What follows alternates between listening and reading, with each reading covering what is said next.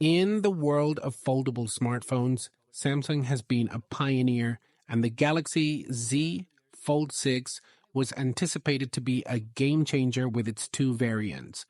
However, recent reports suggest that Samsung might be rethinking its strategy for the more budget-friendly model. Don't forget to hit the like button if you found this video informative, and subscribe to stay updated, and leave a comment below. We love hearing from you. A fresh report from the Elec indicates that Samsung is giving its plans for a cost-effective Galaxy Z Fold 6 a thorough review.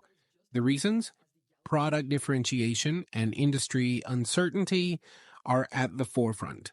The budget-friendly foldable, rumored to be priced well below $1,000, ended up having the same thickness as the premium model. This is contrary to Samsung's goal of making the affordable variant slimmer to compete with Chinese foldable phones.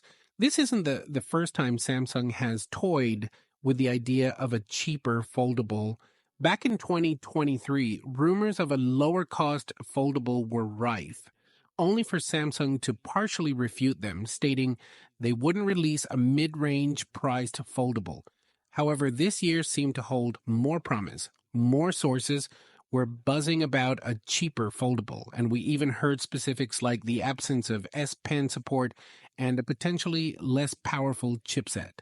With this backdrop, it's hard to imagine Samsung completely abandoning the project, but it seems increasingly likely that we won't see it this year. Samsung is gearing up to launch new foldables, the exact number of which remains to be seen, along with the Galaxy Ring, Watch 7, and more in July.